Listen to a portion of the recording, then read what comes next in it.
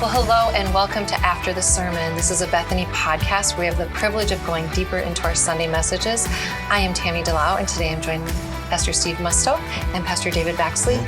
You are going to be delivering our final sermon in this Entrusted series. So you're focusing on that verse 9 and kind of going to all the way through, but verse 18 is that main one. So we did this last time. I'm going to try to do it. I'm going to read it, try to pronounce those names, guys, and here we go. Make every effort to come to me soon, because Demas has deserted me. Since he loved this present world, he has gone on to Thessalonica. Crescens has gone to Galatia, Titus to Dalmatia. Only Luke is with me. Bring Mark with you, for he is useful to me in the ministry. I have sent Tychus to Ephesus. When you come, bring the cloak I left in Troas, and Capris as well, and the scrolls, especially the parchments. Alexander the coppersmith did great harm to me. The Lord will repay him according to his works. Watch out for him yourself, because he strongly opposed our words. At my first offense, no one stood by me, but everyone deserted me. May it be counted against them. But the Lord stood with me and strengthened me, so that I might fully preach the word, and all the Gentiles might hear it. So I was rescued from the lion's mouth. The Lord will rescue me from every evil work, and will bring me safely into the heavenly kingdom. To him be the glory forever and ever. Amen. And I made a mistake in that one verse, verse 16. May it not be counted against them. So I'm like, that's a really, and so because that's something I wrestle with in one place. He's given it to God. No, I made a huge mistake. I was just so proud of you with those names. I was thinking maybe on Sunday you can come actually read the text before we do it. Well, I probably made up pronunciations, but I did it with confidence. But they sounded so good. So I was good with it. I always hate that part when there's so many names. So, and maybe because I have the name Delau and everyone pronounces it wrong, it feels important to get those names right. But they're not here to correct me, so there's that. so it's all good.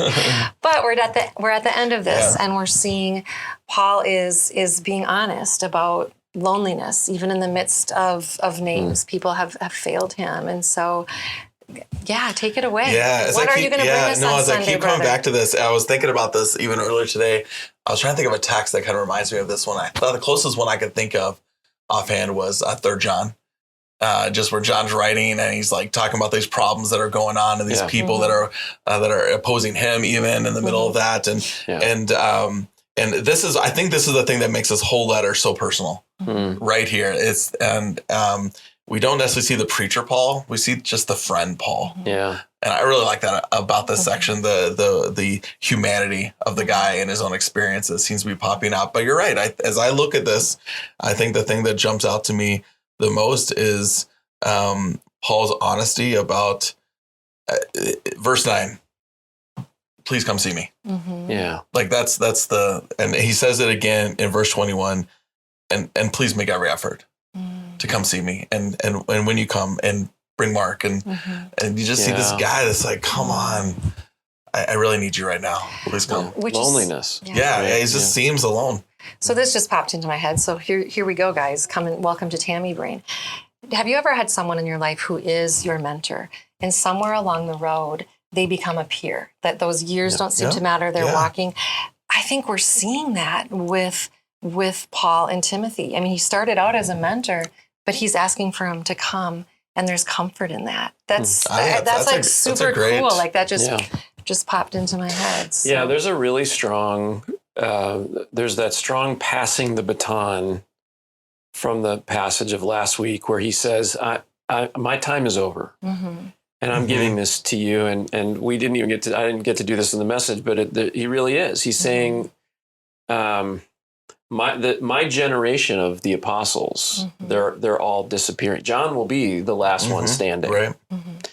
And once that's over, it's up to this up-and-coming group, Timothy, Titus, Apollos, some others who are going to take it and run with it. And so there's certainly, that piece to it, that they have crossed the threshold from being the students to being the teachers. Right. And that is it's a big part of the passage. And it looks as if Paul is passing the baton well.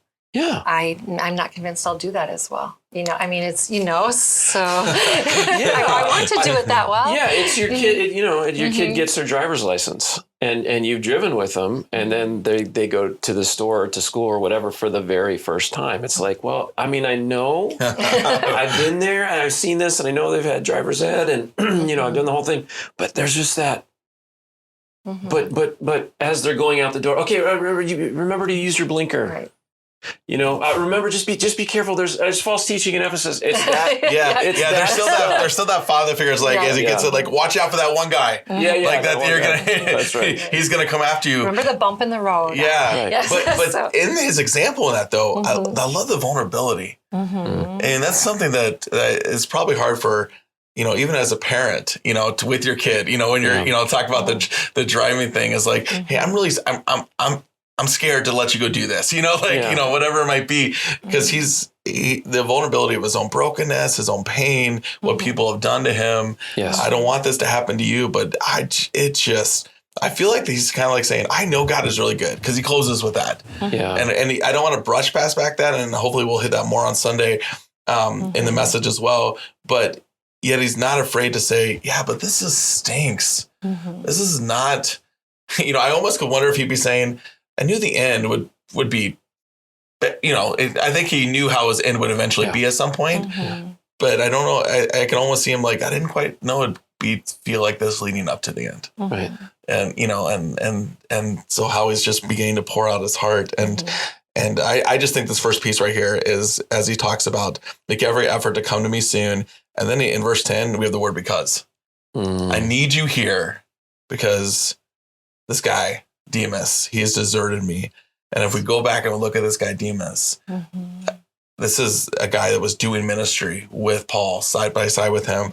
Maybe not as close as a Timothy, but maybe, he was side by side with him, just like a Timothy would. It'd be like if the three of us were, all done ministry like this. And all of a sudden, Tammy's writing this letter saying, yeah, but, David abandoned me. So Steve, I need you to come. Like this is a rough time right now because David, he's fallen off the edge. Like, may it never be. Yeah, may it never be. I know. I didn't know who to throw under the bus. So I'm like, I'm throwing myself under the bus. So I thought I'd throw myself under the bus in that situation. But man, that's got to be such a hard moment to watch someone you trusted your life with to abandon the faith.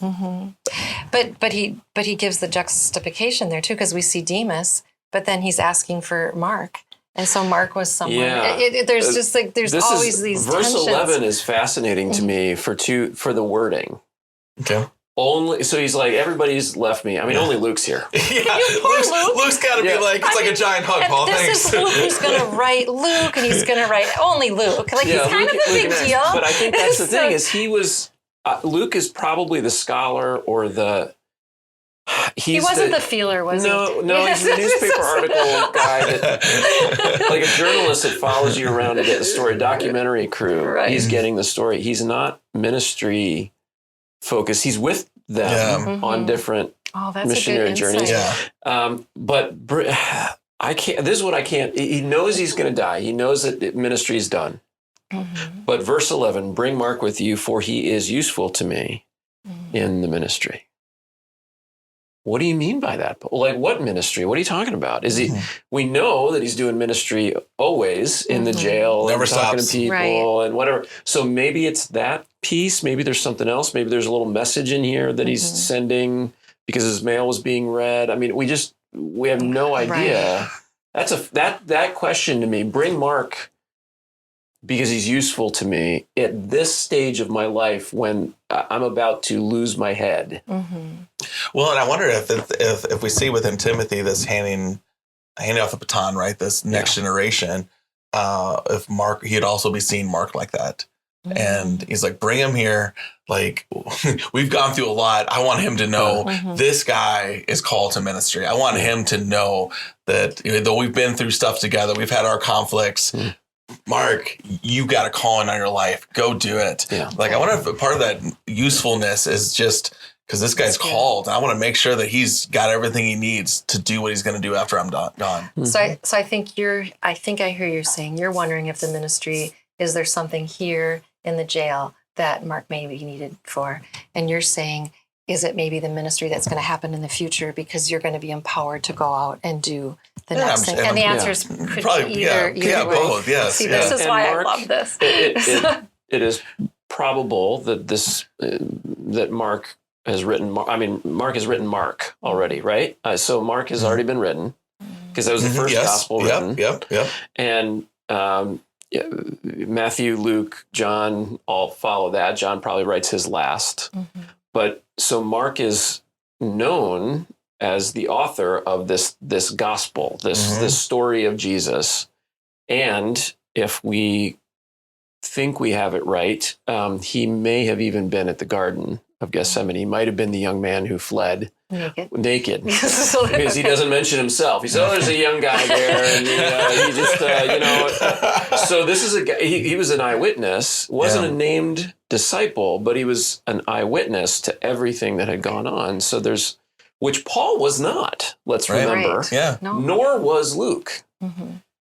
So there's something there. It's all speculation when we have all these names. So are you telling me that it's possible that the same John Mark that Paul had a hard time and him and Barnabas split is the same Mark who wrote the Gospel of Mark? Is that what I hear you saying? I'm not saying definitively. I'm saying yes, that is. Yes. Wow. Just like we don't know definitively if even this is, but it seems to be that these are all the same guys. Yeah. Oh. And and we don't know what the nature of that conflict was, but we know that they just, they disagree. Well, it could have been ministry strategy. I think we should do this. I think we should do this. Well, I think you're nuts. And I think God is calling me to this. Well, I think God is calling me to this. And at some point it got patched up. Right. Which obviously. Is beautiful. Yeah. Which I think is so neat that we're seeing that. I think it's so easy to not read genealogies, not read the beginning, not read the end. But there's so much beautiful things in these final instructions that we would miss if we didn't do this. Yeah, and knowing Mark was a guy that maybe actually deserted Paul at one point, right, in his life and in his ministry, to see him named right after another guy that's deserted him, and Paul's like, "Bring him to me," because he's useful. Because we take. Let's be honest. How many of us have had a Demas? Like someone that we love, someone that we trusted, whether it was a good friend, maybe we're in a Bible study with them at some point, or they helped us grow in our faith. And I think this is maybe more common now than even maybe 20 years ago. They're not walking anymore. Right. Even maybe there was even someone that you didn't necessarily know by name, but maybe I think of Christian artists who maybe were a big influence, and now they're not walking. I mean, I had a book that was a major influence in my early ministry years, and that author has gone off the rails and is definitely not someone I would ever want to mention their name in association. That's can be a really painful, hard, discouraging moment for anybody. I bet even as grow groups will talk, they could probably name someone. Right. That can even cause us to question our faith, I think, a little bit, to feel abandoned. I don't know if I've necessarily had someone that extreme that I can't mention their name, but I have had someone who maybe was more of a role model and really hit a crisis in her life. And as she's saying things that you're like, that's not true. That's not what, like almost watching someone feel the pain, but then watch the Lord rebuild. So I feel like I don't know. I guess I can think of authors or, we think of Ravi Zacharias or, and people that have made horrible choices. But I'm thankful for the examples where I've seen someone wrestle because of a crisis, but then watch the Lord rebuild their faith. And maybe we see that. I don't know if we see that with John Mark or if we, I don't know. I can look at people that I've done ministry with who have abandoned, and I can resonate with this feeling. Yeah. And not only that, I'm going to put something he doesn't say here, but I know I wrestle with it. I bet Paul did too. What did I do wrong? How did this guy get here? Like, I was watching him. Yeah. I was side by side with him, and now he's chosen the world over Jesus, and we were loving Jesus together. Did I do something? Was it me? Like, did I mess this up? Yeah. Did I somehow not do what I should have done to keep my friend nearby? Yeah, he had all the promise and all this potential. Well, we do that with our children. I know when I've had, it's just like, what did Andy and I do wrong? That, so that makes sense that you would wonder that. What did I miss? I think guilt and loneliness often go together. Yeah. Like I know I'm putting stuff onto here, but I see such a guy. Yeah, if I didn't think Paul was this if we don't make Paul Jesus, which I think sometimes we mistakenly do, we make him this superhero of a Christian, where he was a man that still has feelings and he's broken and he's going to wrestle with his own sin and, and all those different things. The guy that says, I don't actually do the things I want to do, like he's got a realness to him. I just see a guy right now who's maybe struggling with some guilt, maybe struggling with what happened? How did I get to this point? I thought that we were all in this together. And so he's writing to his buddy Timothy and saying, like, you might really be the only guy I know to call on right now. Yeah. Please hurry up. And let's not forget the imagery that he uses. Whenever Paul uses sports imagery, it's for a reason. I fought the good fight. I finished the race. What are you like after a fight, after a race? You're exhausted. Yeah. And I wonder whether he's just exhausted right now. Yeah, he's spent. He's like, look, man, I have kept things on the sunny side for a long time. I have kept, walking closely and encouraging and being that guy. And I'm wiped out. And the plane is coming in for a landing, and I know it is. And I'm ready for it to be done. Do you think he knew that he was beheaded, right? Yeah. Was that just common practice? Do you think he knew that's what's coming for me? He was a Roman citizen, so he couldn't be crucified. Okay. And no one would have put up with him being killed in any other way. Burned at the stake. Any of the way that so many Christians were killed. Okay. It was because they were Jews. Almost universally, or they were Gentiles that had no Roman citizenship. Okay. And Rome was really, really good at controlling the citizenry. Okay. And they would have beheaded Paul because that's the manner of death that they would have given to a Roman citizen. Because that was swiftest and there was an honor to it if you got that death. Okay. Yeah. Okay. Wow. So, so as we're talking about all this, I think it's easy just to read this and tell a whole story. But I almost wonder, especially as grow groups are getting together talking about this or people are processing this, I guess I kind of want to ask the question, are we willing to be this honest and real with each other? When we're hurting. When we've been like to admit, he's right. Again, we remember you brought that thing like the mentor, now the peer. Like there's a level of vulnerability that we cross to get to that point. Oh, that's good, David. And so how easily are we willing to do this? To just admit, we had our prayer time right before this where we were kind of as a group praying and admitting where we've been struggling right now or struggling lately or missing or not really seeing God fully as much as we know we should because of the hard things that maybe some of us have been going through. Or the busyness of life. I think more Christians probably, if we're honest, run from that. Because we're afraid of what that might say of who we are. Yeah. And we got ourselves convinced no one else in the room is probably actually feeling this way. And yet Paul starts his letter reminding Timothy, hey, God's not giving you a spirit of fear. Timothy may have been having a rough time as well. And they're almost like two friends. And I think it's okay in some ways to wallow a little bit in our pain together. Paul says mourn with those who are mourning. Weep with those who are weeping. We forget to do that. And there's something generative about this. I remember as I was going through some difficulties in ministry, and I called my mentor, and he was watching his mentor decline in health, and until he died. And I watched my mentor, who had always been the strong one, go through this really challenging time. And I remember on the phone, he said, death is the enemy. It really is the enemy. And I'm kind of struggling with that right now. And it for me helped me be honest. This was not Superman. This was somebody who also has challenges and struggles in his faith and asks hard questions and goes through difficult things. And so there's something about that in Paul being the one to say, I'm lonely. I'm cold, like bring my sweater. I'm actually cold. Yeah. You understand something about I do. Bring my blanket. Bring my blanket. guys. There's many to choose from. bring my reading materials Yes. because it's the only way I can get my brain to shut off, or I want to get lost in it or whatever. It's, like bring my Netflix password so I can turn my brain off for a few minutes. That would, I would guess, allow somebody like a Timothy to then turn around to the people he's mentoring and do the same thing and say, hey, look, I'm vulnerable too. And that is a gift. That is a gift for a leader to be able to say, yeah, I'm just vulnerable. I'm normal too. And I struggle with this too. And hey, would you pray for me and pray with me over this? No, I think you're right, because we have a tendency then to make that person that God has placed in our life as a mentor an idol. And so when we see their humanness, then we keep our eyes on the Lord then. Yeah. So it is a gift. We're not doing anyone a favor if we get to be a leader or a mentor to not be honest, that we need the Lord too.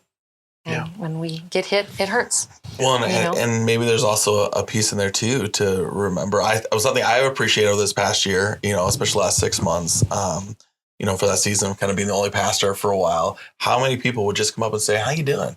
Like, are you tired? Like, can I just pray for you? Like, can I do this thing to help you? I almost didn't know how to answer. So you did experience that. What? People did say, yeah, absolutely, they did. That's beautiful. Oh, yeah. So it doesn't necessarily. Way to go, Bethany. Yeah, well, it doesn't surprise me. But one thing I realized myself, I wasn't sure how to answer. Yeah. Because if I'm really honest, like I probably have developed more the pattern that we don't want to see, which is just carrying it. Right. It's all good. It's all just carrying it. Like, yeah, I'm fine. Yeah, I'm tired, but it's all good. Instead of just like probably at some point probably needing to say, I'm really tired. I don't want to go do the next thing. This thing. I don't want to preach this week. I don't want to go lead worship this week. And but I think I also learned to do that with some really good friends as well. That is spiritually freeing. Yes. That, like, it's not just relationally important. It's spiritually important to admit that and say that it didn't make me a bad pastor. It made me a real person. And in fact, actually it made me a better one, because then what people started doing? They knew how to pray for me. Yes. Right. They knew how to go to my defense. I remember getting a text or after service one morning. I was hanging out with a couple the night before, and she came up to me the next day, and I was about to go preach, and she said, "Can I just pray for you before you go up and preach?" And so she just put her hand on my shoulder and she prayed for me. After she came up to me, she's like, "I would never think you were tired." Like that was just such a sweet thing. And I'm like, I didn't feel it. Thanks for praying. Yeah. Like I knew what I felt like going into it, but those are just the ways. But if we don't admit that, I was just hanging out with them and just like, oh, I'm just so tired this week. Like I'm just feeling it. Man, we just got to do more and more of that for each other. And but it's not enough to just admit it. Then we got to stop and do something with it. Yeah, and you know why I don't always answer that question honestly when somebody says like, how are you, whatever. I don't want anybody to worry when I'm in the role of care provider. I don't want anybody to worry about me. That I think that's hardwired into most of us, where it's like this is a one-way thing. Yes, but there's another piece of it that I don't want to. I know what our people go through.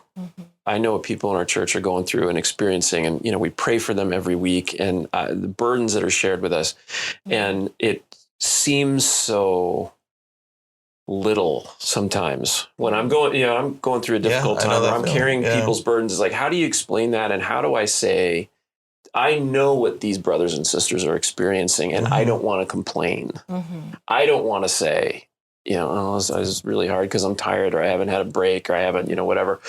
But I know that, your mom has cancer. Sorry. It just seems so out of balance to what's going on, but it wears on us, it can wear. And I'm not just saying just pastors. I mean, all of us in the church, we have to get better at just saying, hey, things are hard because they're hard. I didn't get enough sleep the last couple of nights. And, one of my kids is struggling with their homework, and, all those little things add up to something bigger. But you know what, with that though, when someone's going through a hard thing and we think we can't tell them we're going through a hard thing, I think we hurt the person we're trying to protect. Like in two ways. One, I think we when people have a chance to minister in their brokenness, they find peace in their brokenness. Like if I'm going through this hard thing and yet I get to pray for somebody the way someone's been praying for me, I don't feel like sometimes we feel like losers because we're just always getting prayed for. Right. You know, to invite someone to come and bring that into me, we rob them of the ministry. Like you were talking about last week, the ministry that we're called to be to each other. We rob them of that. Yeah. Or the other thing I think we also do is we make people think that that they're rare, that they're going through the hard thing. And they're one of those unique people going through that. That's not true. Yeah. And yours is hard, but mine's hard. And let's not just, if I'm real enough to say, I know yours is hard, but I'm hard too. And your feels worse, but I still need you and you still need me. That's what we're supposed to be as a church family. Yeah. So I know we didn't read the last, few verses, the greet Aquila and Priscilla and Aquila. And then he says that these people are, send you their love. Is that the dance? He's honest about his pain. He's telling them what's going on. But then he points to God. We've got that beautiful verse. Yeah. But then he goes on and says, and these people greet you. They love you. And so there is this volleying back and forth of, let me carry your burdens, you carry mine. Yeah. I do think there's a beautiful example set there for us. Yeah. So, yeah. This is definitely not Paul, the performance side of Paul, where he's got to have it all together. And that just remains my biggest challenge as a follower of Jesus, is that performance thing. I want you to believe I have it all together all the time. And so when I say I don't, or when I admit any kind of weakness, it feels like I have a chink in my armor. And so Paul is not here saying any of the things that he has said before about, I had a thorn in the flesh. I asked God to take it away. He didn't. I'm fine with it. It's not that kind of thing. He is at a weak place. I mean, Timothy doesn't come. Yeah, Paul's going to be really disappointed. And we don't know if Timothy came. No. So I think you're sharing with us that is hard for you to admit those things. Yeah. But the little bit of time that I've known you, I feel like you do a really good job of sharing, this is hard, or I'm hurting here. So as you're confessing that, I'm like, that is not the Steve that I see. All glory to God. That is God's work in me. Okay. But it's effort. Okay. That is effort. To be honest. Constant effort to not just say, hey, it's great, it's all together. Let me smooth over this or gloss over that so you have an enhanced picture of me. And I think that is the curse of at least American Christianity. We're supposed to have it all together, and we're not supposed to go, I don't know. My kid wore pajamas to church today, and I couldn't get her to take them on. I don't know. I don't know what I'm doing. I don't know what I'm doing. Right. I'm feeling a little lost today, and I'm just here. So also, I want to come full circle to this because this is really good and really important. Okay, we did not even go all the places. No, that's okay. I want to stay here because we'll end with this and not go anywhere else. But okay. But we also have to remember to end when we're doing this with each other, to follow Paul's example and how he ends that as well. Like it's not enough to just wallow. Like the Lord will rescue. Yeah, the Lord will rescue. Like, he's like, I'm in a lion's mouth. Yeah. Like this imagery that he's using. Why would he use that imagery? Because he's seen friends. He's seen people he loved eaten and destroyed by lions. Yeah. Like this is an imagery in the same way of pick up your cross. This is pretty a violent thing. He's like, I'm in the lion's mouth. So he's not pretending like everything's fine, but God is working. Like God will rescue. Like he'll either physically rescue me because he's rescued me before, right? Or he's going to rescue me when I stand before him and I'm rescued from it all. We need to also do that with each other. Yeah. And it's that example. It wouldn't have been enough if that person had said, hey, wow, yeah, you really do look tired. Yeah, that stinks. And that's nice, and that is good for someone to Tami should be picking up more from you. No, never said that. No. But they said, but let me pray for you. Yeah. Let me ask God to rescue. Let me ask God to show up. Let me remind you that you're not doing this in your own strength, but that God is for you and that God is on the move to accomplish great things. We have to do that with each other too. Yes. Weep and in our tears, cry out to God together to help wipe away our tears. Yeah. And I think sometimes those that are really good at sharing, we're not necessarily as good at going back to God. We just tend to wallow.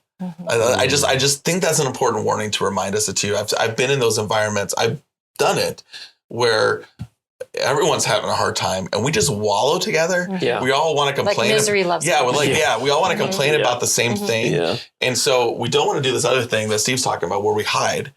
And okay, so hopefully we've addressed that enough in the podcast, but we don't want to do this thing where we stay in our misery without reminding us of Jesus. His words are so powerful, but the Lord stood with me and he strengthened me so that I might fully, and Paul says preach, but fill in the blank, so that I might fully, parent, so that I might fully love my husband or my wife. So I might fully show God at work when I don't even want to go into work. Like fill in the blank, whatever that misery is that we're doing with each other. We got to come back, but the Lord stood and I have the strength too. The preacher in me wants to, because we see Paul do this occasionally, the preacher in me wants to believe that Paul's trial, whenever he's brought in to be tried, is, well, give your defense, Paul, is just him presenting the gospel. Him just, preaching, using illustrations, doing the whole thing. And he preaches every single time. And Jesus is standing there with him. It's like, well, it's time for Paul's another trial, another defense. He's not really giving a defense. I didn't do this. Yeah, that's true. Yeah. He's just preaching the gospel. Yeah. And I love that. I wish I could say I had full confidence that I would just do the same thing. If, put on trial for my faith, I'd just be like, well, here's the gospel, friends. Right. Not, well, I really didn't say it this way. I said it that way. Not defending himself. He's going out preaching the gospel. Which is beautiful. It is beautiful. Yeah. I don't know, Paul. I don't know that I could be Paul, but very. I also believe there are probably people doing that for Paul too. Yeah. Yes, but he probably had people around him that were reminding him. That's probably also why he maybe needed Mark to come. Yeah. To help encourage him. Mark, remind me. Remember that book you wrote? Yeah. Would you read it to me? Yeah. Would you tell me more about Jesus? Remind me of Jesus right now. I'm struggling, and maybe there is a place where I just need this guy to minister to me. What if Paul's actually saying, I need this guy, he's important, useful to me in ministry? Then he'd be ministered to. Yeah. Like, it's okay to ask that and say that. Yeah. And that, what that brings to mind, David, is how often, Paul had interactions with Jesus. Of course, the big one on the road to Damascus. But even afterwards, there were times when he had interactions with Jesus, but they were small snippets. It is nothing like being with the other apostles and being in a room and Peter going, all right, well, let me tell you a story about Jesus. That's not in any of the Gospels that we have. It's like, well, so one time we were walking together and, Paul didn't have access to that. Mark probably did. Yeah. And even hearing those kinds of things, even just talking about Jesus in those moments and being reminded that this world is not my home, that there's another world coming, that there's something else that we're doing, and all of this has been worth it. Is going to be such an encouragement. It does spur us on. I know we finished our women's study yesterday, so we've had 10 weeks of studying the Trinity, and I had a couple of the ladies stand up and just share what it's meant to them. And there was just encouragement for all of us, listening to how just understanding who the Trinity is, how that stirred their affection for the Lord, and it stirred our affection for the Lord. And so is that what Paul is asking for, wanting Timothy to come. Yeah. So, I think verse 22 also, if there was even a way of summarize all of this. Yeah. Right? And this is what we say to each other. This is what we pray. The Lord be with your spirit, and His grace be with all of you. Not just with you. I like how he says with your spirit. The Lord be like. There's may you feel His comfort in your spirit. May you know His presence in your spirit. May you know His love. May you know all of who he is in your spirit. Because when your spirit is with Jesus, the rest of these things, you can be strengthened to walk this like I feel I am right now. Yeah. That's good. Well, we need to be done, friends. So we won't get to do this next week because of Thanksgiving. So no podcast next week. So thank you for joining us. Yeah. Bye-bye.